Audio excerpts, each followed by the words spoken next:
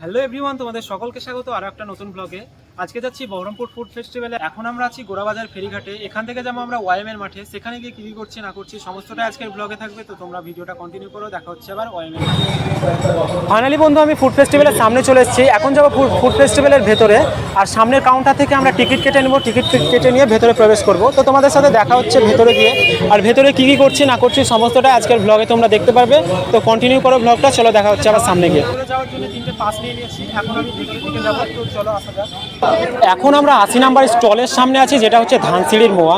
তো এই আঙ্কেলের কাছে মোয়া তো অনেক খেয়েছি, এখানে কি বিশেষত্ব মোয়া পাওয়া যাচ্ছে সেটাই আঙ্কেলের কাছ থেকে জেনে নেব। তো চলো জিজ্ঞেস করি।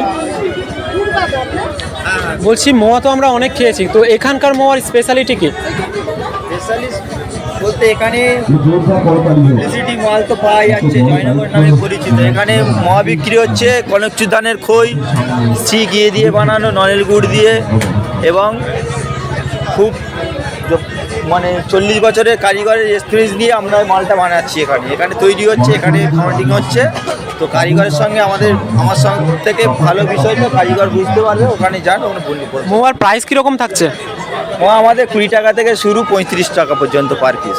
20 টাকা থেকে শুরু, 35 টাকা পর্যন্ত। 20 টাকা আপনারা যে মোয়াটা দিচ্ছেন সেটা কি, কিসের মোয়া? কনকচুর ধানের মোয়া, কনকচুরের। আর 35 টাকায় যেটা থাকছে সেটা কি?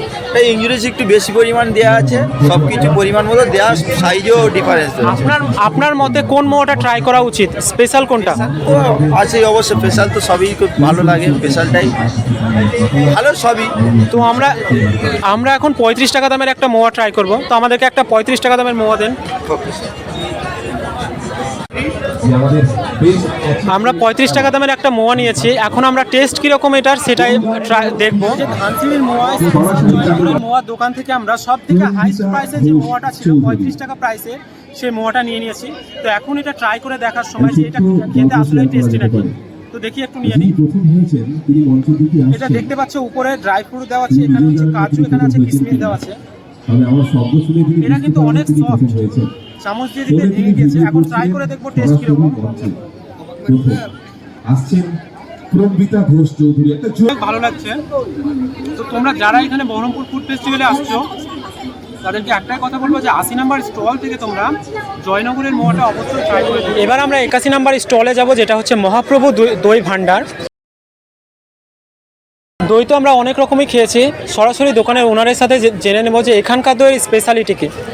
তো দাদা, এখানকার দইয়ের স্পেশালিটি কি? আমাদের এখানকার দইয়ের দক্ষিণ দিনাজপুর, আমরা দক্ষিণ দিনাজপুর থেকে এসেছি। আমাদের ওখানকার দইয়ের একমাত্র একটা স্পেশালিটি, সেটা হলো আমাদের পিওর গরুর দুধ দিয়ে দইগুলো আমরা তৈরি করি, এবং আমরা এক একজন এক একভাবে দইগুলো তৈরি করি। কারণ আমার মতো ওখানে 1000টা ঘোষ আছে, হ্যাঁ।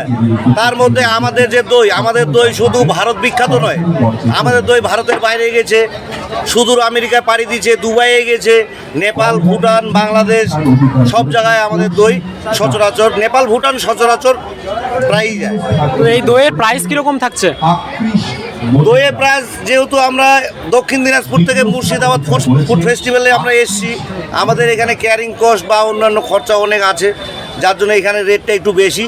কিন্তু আপনারা যদি আমাদের নাম্বারে আমাদেরকে কল করে জানান যে আমাদের মাল লাগবে কোনো অনুষ্ঠানে, যে কোনো অনুষ্ঠানে, তবে আমাদের নাম্বারে কল করবেন। আমরা গঙ্গারামপুর থেকে, এখানকার থেকে অনেক কম রেটে আপনারা সরাসরি দইগুলো উত্তরবঙ্গ এবং দক্ষিণবঙ্গ আমরা বাস সার্ভিস করে থাকি। আপনাদের কি ভিজিটিং কার্ড আছে? অবশ্যই আছে।